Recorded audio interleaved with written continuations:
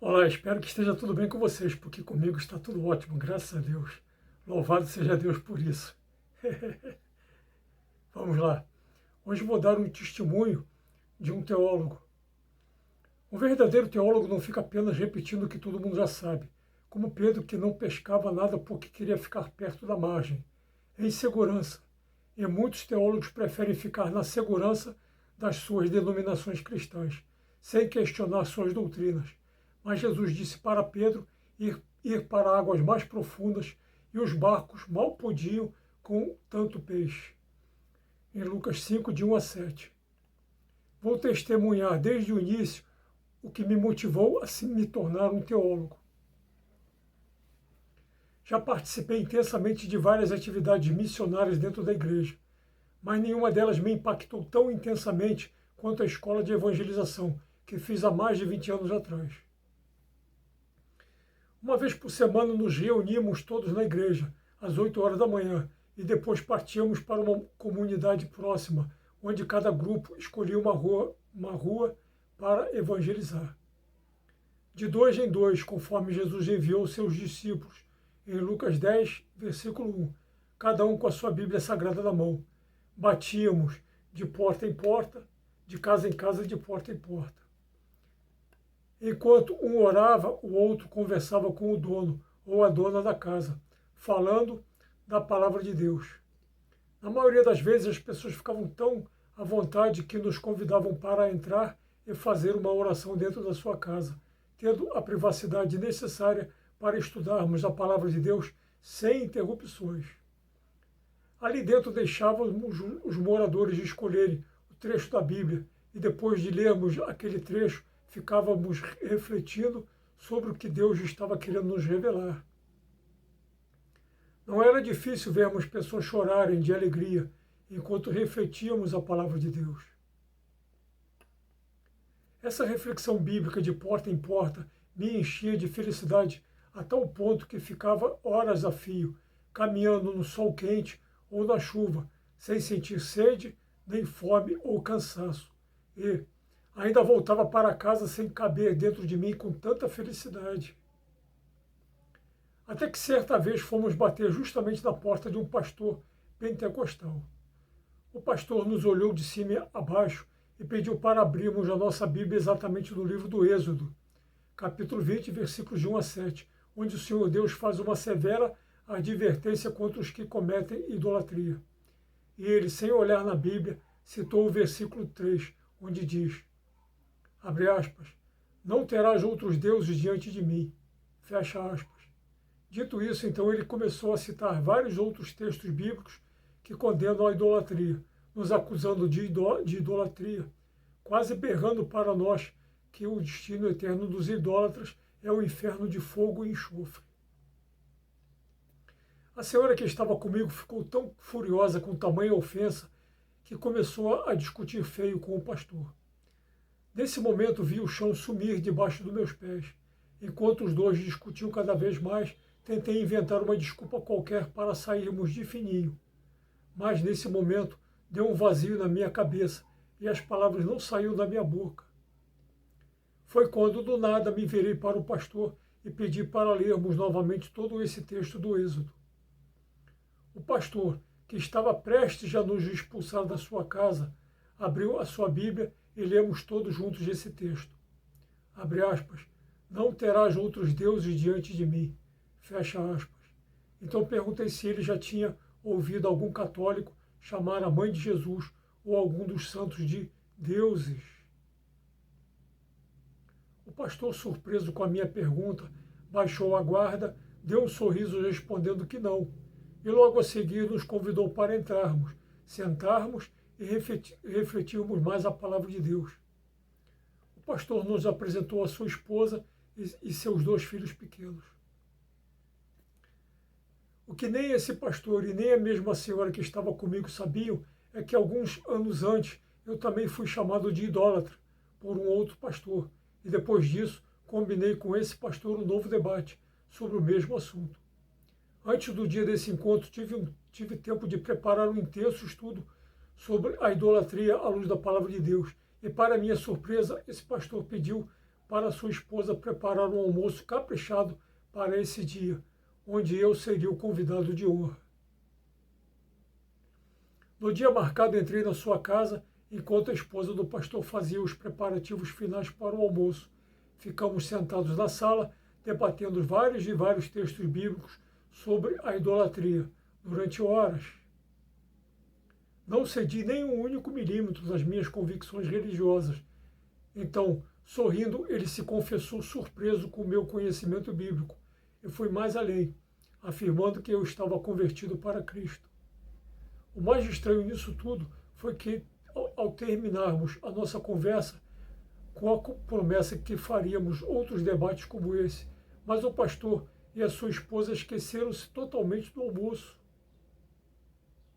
Eu fui embora de estômago vazio. E o mais estranho ainda, ele nunca mais me convidou para outros debates bíblicos como esse.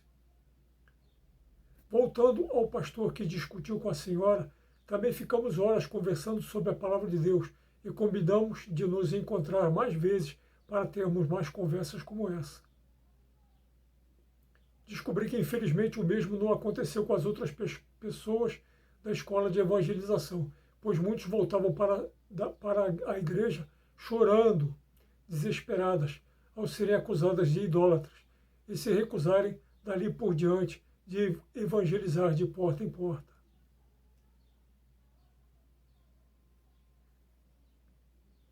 Quando vi a escola de evangelização se extinguindo aos poucos, fiz de tudo para salvá-la.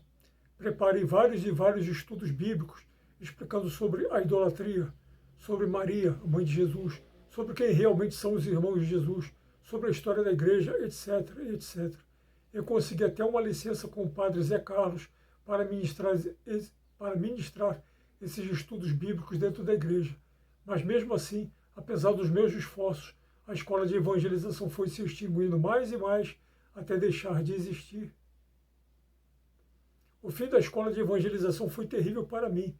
Me perguntava o tempo todo onde foi parar o Espírito Santo que tantos diziam estarem ungidos.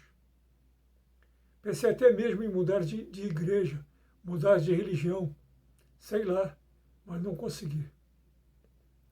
O fim da escola de evangelização provocou um terrível vazio dentro de mim, até que resolvi me inscrever num curso de teologia para leigos no famoso Seminário São José, em Niterói. Comecei a estudar no começo de março de 2004, junto com mais 130 alunos, mas no final do curso, em dezembro de 2007, só haviam 30 alunos formados. Nesse curso estudamos várias matérias, com apostilas, sobre cristologia, história da igreja, mariologia, eclesiologia, sagradas escrituras, patrística, etc. Mas para mim nenhuma dessas matérias se comparava com os estudos sobre a teologia escatológica, ou seja, sobre o fim último da humanidade. Estudei a apostila inteira do curso de escatologia, ou novíssimos, do saudoso Dom Estevão Bittencourt, o maior teólogo católico da América Latina, especialmente sobre o inferno. E, infelizmente, encontrei tantas contradições com a palavra de Deus que acabei fazendo um vídeo intitulado Destruindo Dogmas Escatológicos no YouTube, onde refuto várias argumentações católicas sobre o inferno. Assistam, por favor. Peço perdão aos meus parentes e amigos católicos, mas o próprio Jesus nos revelou que é impossível esconder uma cidade no topo de uma montanha. Ou seja, é impossível escondermos a verdade uma vez que ela nos é revelada, como está em Mateus 5, 14 a 16. Embora possuindo bastantes argumentações bíblicas, históricas e teológicas, essas revelações me deixaram apavorado, pois refletia comigo mesmo: como posso ousar saber mais do que tantos teólogos durante tantos séculos? Isso é um absurdo, é loucura, e estava acabando comigo. Como as aulas do seminário haviam terminado, passei a procurar respostas em centenas de livros especializados em teologia e em história da igreja, em diversas bibliotecas públicas.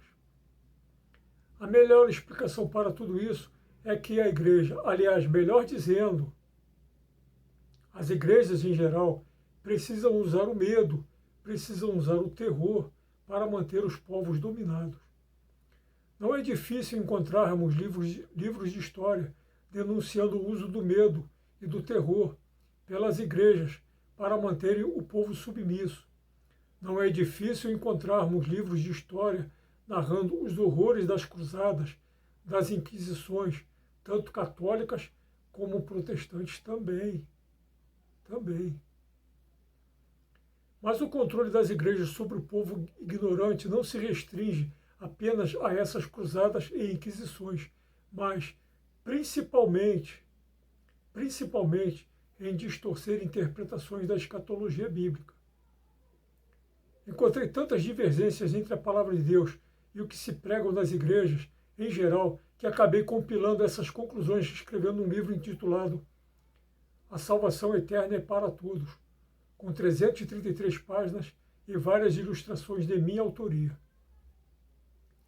Tentei durante anos publicar esse livro, mas frustrado, sem conseguir, acabei descobrindo o YouTube, onde muitas pessoas que vivem no anonimato podem se tornar famosas, com milhões de visualizações. Infelizmente, a maioria desses youtubers famosos não tem muito conteúdo para transmitirem, mas lhes sobra criatividade, com técnicas bastante persuasivas, usando computações gráficas sofisticadas, e por esse motivo acabam caindo no gosto popular e se tornando famosos. Tenho muito para transmitir sobre tantas diferenças entre o cristianismo primitivo e o que se pregam atualmente nas igrejas, mas não tenho o dom da oratória. E nem sei usar nenhum desses truques cinematográficos. Meu filho Jonathan me ensinou a editar vídeos, mas existem recursos usados por diversos youtubers que não consigo reproduzir, como colocar outros vídeos dentro do meu vídeo e até interagir com outras pessoas. Se alguém puder me ensinar alguma coisa a esse respeito, agradeço muito. Agradeço muito por isso. Já me disseram que eu deveria me expressar mais naturalmente, ser mais espontâneo, sei lá. Mas esse é o meu jeito e é somente assim que eu sei me expressar. Não almejo me tornar famoso, mas adoro revelar às pessoas que elas podem ser enganadas. E são, o tempo todo, com as mais diversas doutrinações atuais. Quem quiser saber mais, convido a assistirem mais meus outros vídeos. Mas peço, por favor, que confiram as fontes bibliográficas que apresento em cada um deles, para que ninguém pense que possuo uma mente extremamente fértil, mas que não tenho mais o que fazer.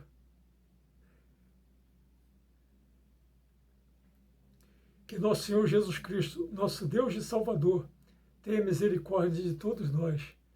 Aleluia! Louvado seja Deus por isso.